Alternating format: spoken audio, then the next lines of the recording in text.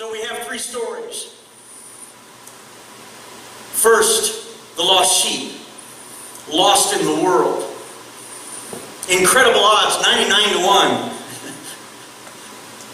This tells us about the heart of God. He leaves the 99 and goes out for the one. Then we have the 10 coins, and then we have the 2 sons. Let's talk about lost in the world and the sheep for a minute. Jesus' heart is for the lost. For God so loved the world that He gave His only begotten Son, that whosoever believeth in Him should not perish but have everlasting life. And you know that my favorite verse is John 3:17. My favorite verse of all, I believe, is John 3:17. For God sent not His Son into the world to condemn the world. You see that in the story that I just read. He sent not His Son into the world to condemn the world, but that the world through Him might be salvaged, might be saved. He sees what we can be. And I want to blast a myth to pieces right now.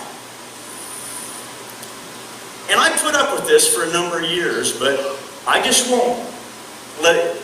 I guess I won't put it up with it anymore. And I say that appropriately. Years ago, we've had people, as our different churches we've pastored, we've always tried to reach out to lost people. And I've had the statement made to me around the surrounding counties, various places, well, you're a different kind of a church. We've heard that. My wife's nodding. We've heard that a lot. You're a different kind of a church. There's different types of churches. You guys are more for the lost people. And I used to tolerate that and think, well, maybe that is right. No, that isn't right. We're all supposed to be for lost people. Church ain't supposed to be a country club. We're supposed to be, the heart of Christ is in this chapter. The lost sheep. The lost coin and the lost son. And you can howl all you want about all that church out there. They're about, we all have our different places. Granted, there are different emphases that ministers have, and that will affect the church. And I think there's a place for that. But it isn't like, well, one church is this and that, and then this one reaches the lost. The heart of Christ in the kingdom is to reach the lost. And that's the message of Jesus, and that's the message of the cross. And I try very appropriately to correct people now when that is said, because it's often been said. I'm intrigued by how Jesus handled lost people. Oh, He could chew out the Pharisees. Ooh, boy, could He go after them. But I don't see a place in Scripture where Jesus chewed out a lost person. The woman at the well, He engaged in conversation. Oh, He was non-compromising. And we need to get this. He was non-compromising. I shared in the message last week. He said, go call your husband. He's starting to address the issues. He's about truth. We're to be about truth. But He engaged in conversation. Zacchaeus, the tax collector, that must have been crooked by his restitution that he made. Jesus saw him in the sycamore tree and invited himself over for lunch. I'm intrigued by how Jesus handled lost people. The woman caught in adultery, dragged before Him, and they demanded that He keep the law and that she should be stoned. And He wrote on the ground until He had let their consciences work on them enough until they one by one went away, and when it was just He and her, He said, neither do I condemn thee. Everybody likes that first half. Go and sin no more. Jesus isn't the accepting catch-all. The modern theology is off. Jesus is not an accepting catch-all. But He is a compassionate Father that waits on us to make the right decision. And when we make that decision, He runs to us and embraces us and puts a ring on our finger and says, what do you mean you're going to live in the servants' quarters? No, wait, don't even think about it, son. We're going to have a party. You're back. What an awesome thing that is. I'm intrigued by how Jesus handled lost people. Even Judas, who had been with Him for 3 years, when he knew betrayal was the next thing, he referred to Him as friend. Wow, I'm convicted.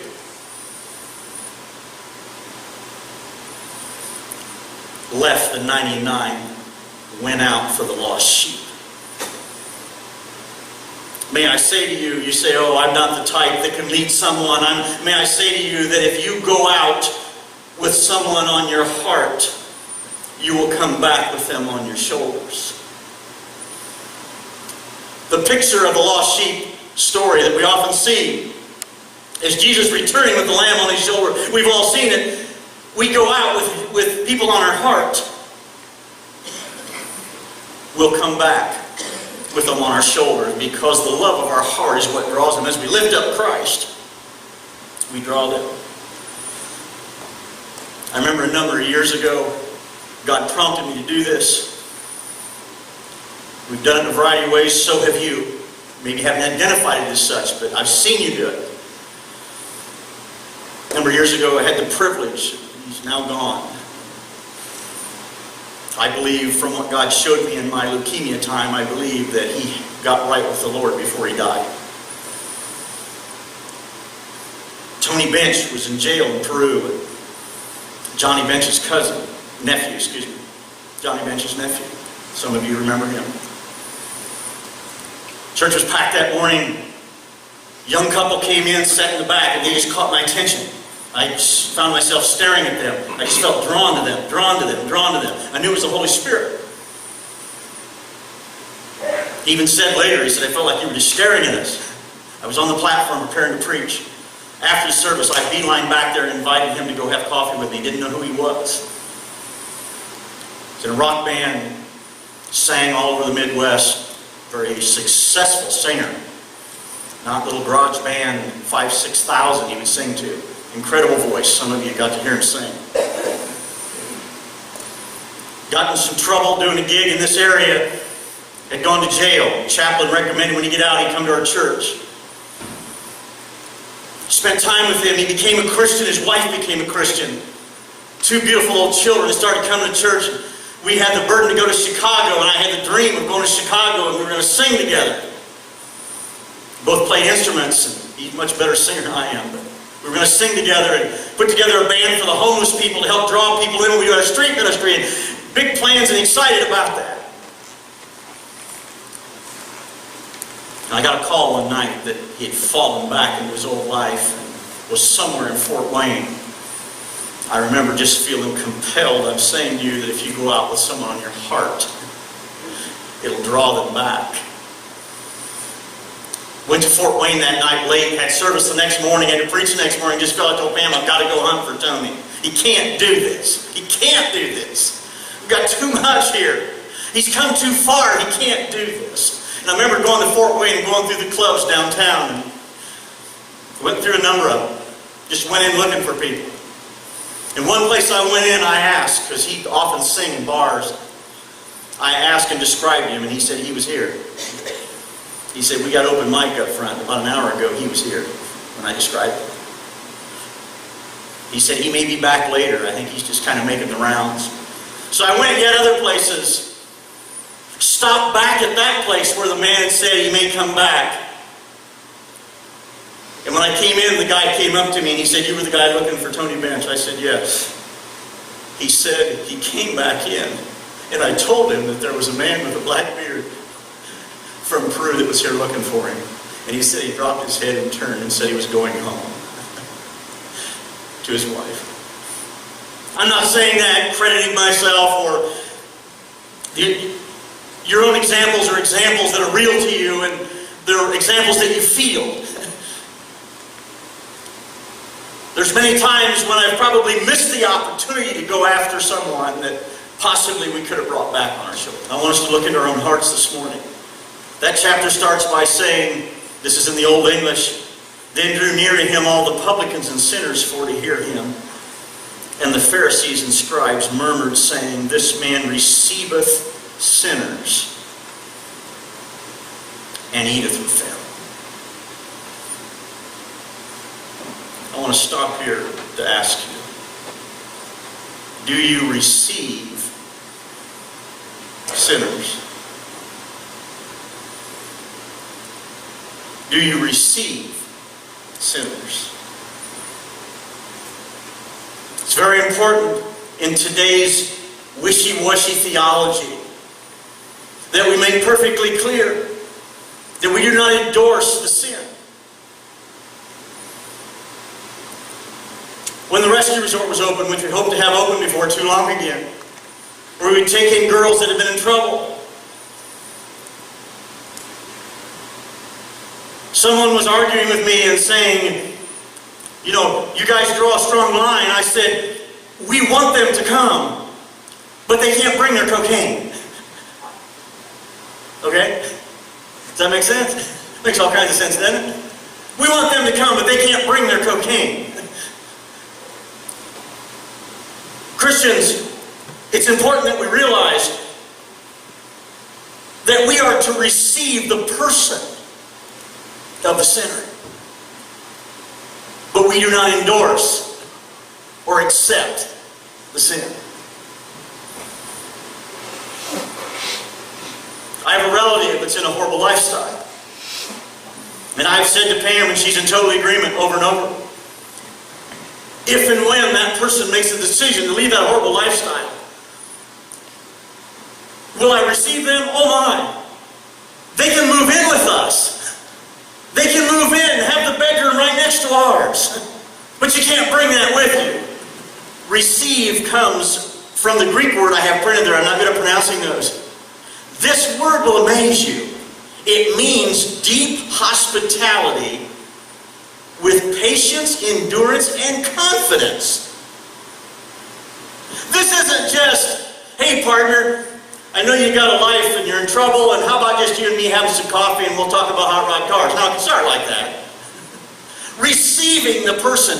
It says Jesus received sinners. This receives a powerful word in the Greek.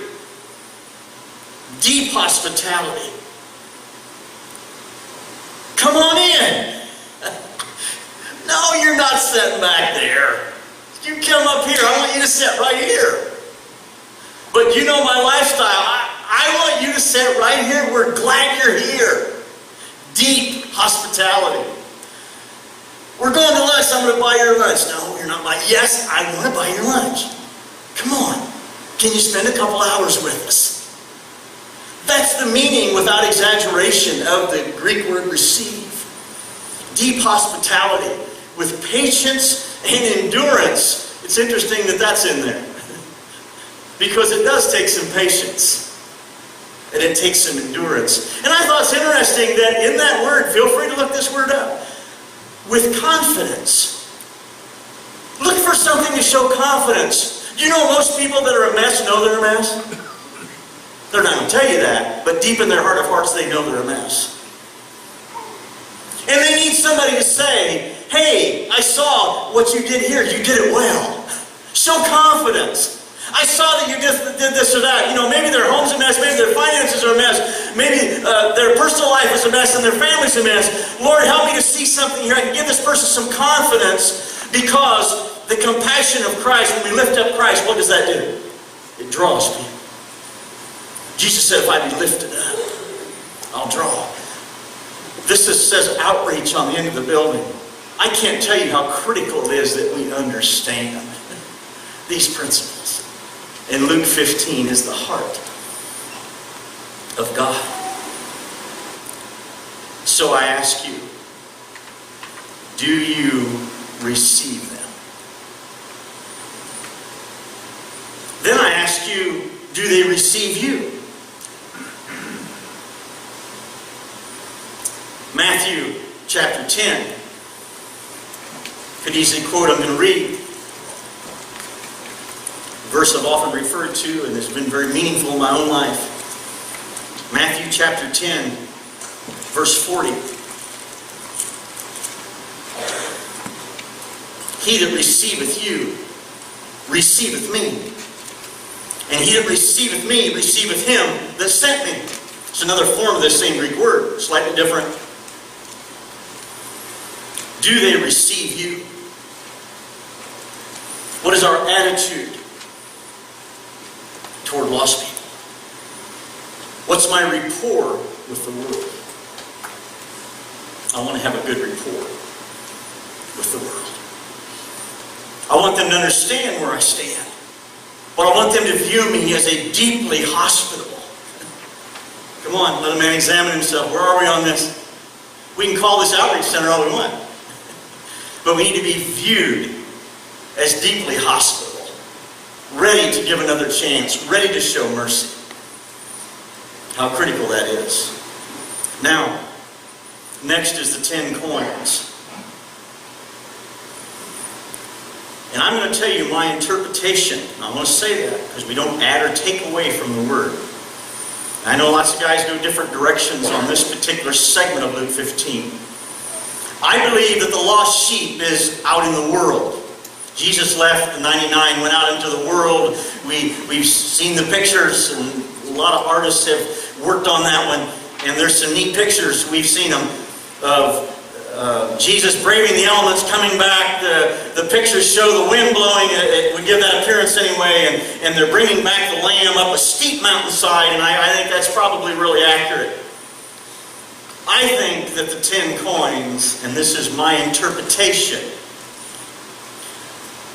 I believe very possibly the 10 coins has to do with lost in the church. Now, stay with me before you immediately disagree.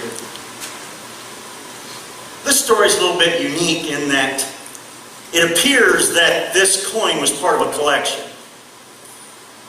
Because she lost the 10 coins and she found it and she called in the neighbors and friends. I'm thinking maybe these 10 coins, it wasn't just 10 dimes to make $1. I'm thinking maybe it was part of a collection. I don't know.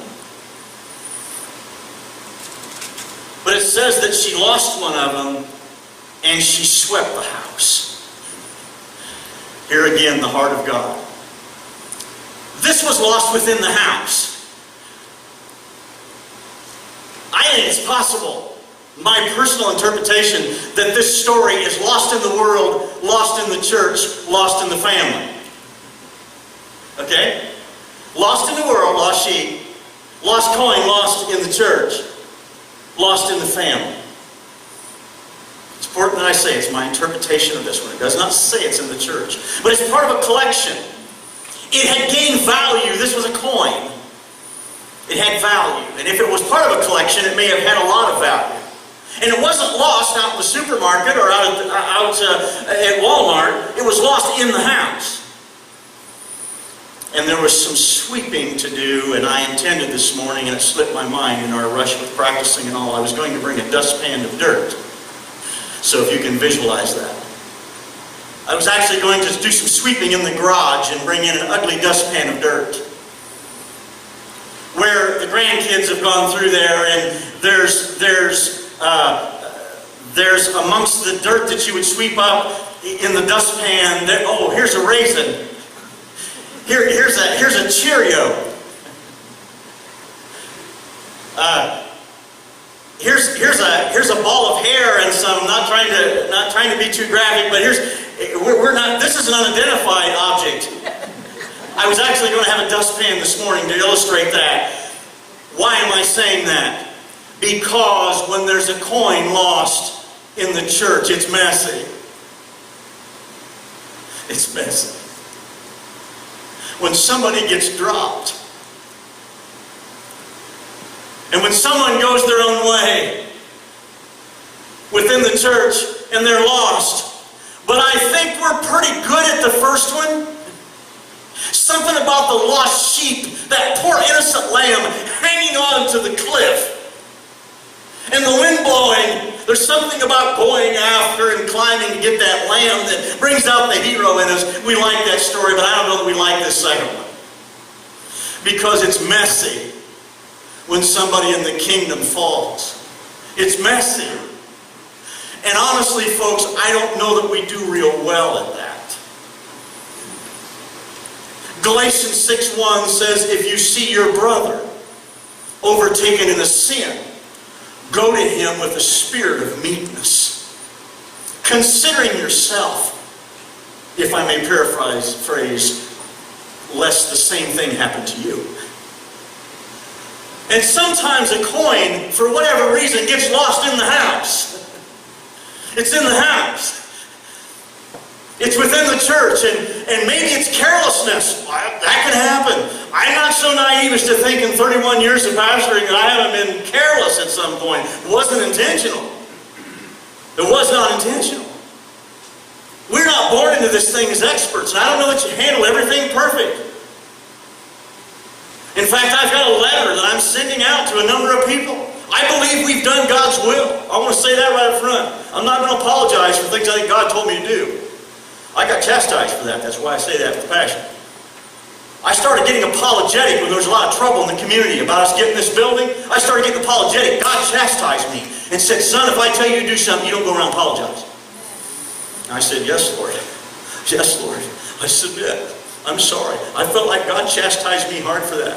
But I have prepared a letter to send to various people in the community because I think there's been misunderstanding. I think there's been things repeated that weren't accurate. I think motives have been misjudged, and the devil gets in wherever he can. It's not a pretty thing when a coin gets lost in the house. It breaks the collection. And it has value. It's part of the collection.